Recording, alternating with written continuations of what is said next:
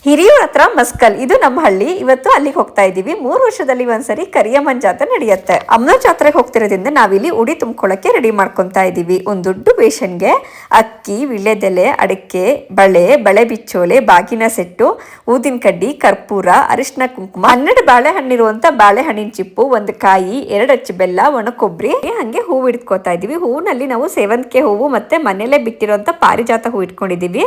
ಇದಕ್ಕೆ 2 ತರ ಹೂವಾಯ್ತು ಅಂತ ಇನ್ನೊಂದು ಸ್ವಲ್ಪ ದುರ್ಮಲ್ಗೆ ಹೂವು ಇಟ್ಕೊಂಡಿದೀವಿ. ಅಲ್ಲಿ 3 ತರ ಹೂವಾಯ್ತು. ಹಾಗೆ ನಮ್ ಕೈಲಾದಷ್ಟು ದುಡ್ಡಿಟ್ಟು ಉಡಿ ತುಂಬಿಸ್ತಾ ಇದೀವಿ.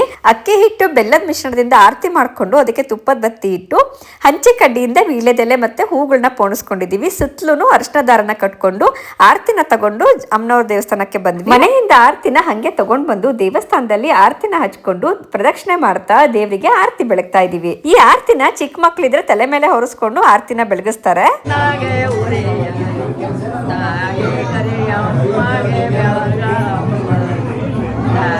ಇವರು ನಮ್ಮ ಅಜ್ಜಿ ಕೆಂಚಮ್ಮನವರು. ದೇವಸ್ಥಾನದಲ್ಲಿ ಭಜನೆ ಹಾಡು ಎಲ್ಲ ಹೇಳ್ತಿರ್ತಾರೆ. ಆರತಿ ಎಲ್ಲ ಬೆಳಗದ ಮೇಲೆ ಅದರಲ್ಲಿರೋ ಹೂವು, ಎಲೆ, ಊದಿನ ಕಡ್ಡಿ, ತುಪ್ಪದ ಬತ್ತಿ ಎಲ್ಲದನ್ನು ದೇವಸ್ಥಾನದಲ್ಲೇ ಬಿಟ್ಟು ಮನೆಗೆ ಹೋಗುವಾಗ ಬರೀ ಆರತಿನ ತಗೊಂಡು ಹೋಗ್ಬೇಕು. ಈ ತುಪ್ಪದಲ್ಲಿ ಸುಟ್ಟಿರುವಂತ ಆರತಿನ ಹಸಿ ಕಾಯಿ ಜೊತೆ ತಿನ್ನೋದಕ್ಕೆ ತುಂಬಾ ರುಚಿಯಾಗಿರುತ್ತೆ. ಮನೆಗೆ ಹೋದ್ಮೇಲೆ ಮನೆ ಮಂದಿ ಎಲ್ಲ ಹಂಚ್ಕೊಂಡ್ ತಿಂತಾರೆ. ಅಮ್ಮನವ್ರಿಗೆ ಕುರಿ, ಕೋಳಿ, ಮೇಕೆನ ಬಲಿ ಕೊಡ್ತಾರೆ. ಪೂಜೆ ಆಗ್ತಿರೋದ್ರಿಂದ ಎಲ್ಲಾ ಕುರಿ ಮೇಕೆಗಳನ್ನ ನಿಲ್ಲಿಸ್ಕೊಂಡು ದೇವಸ್ಥಾನ ಮುಂದೆ ನಿಂತಿದ್ದಾರೆ.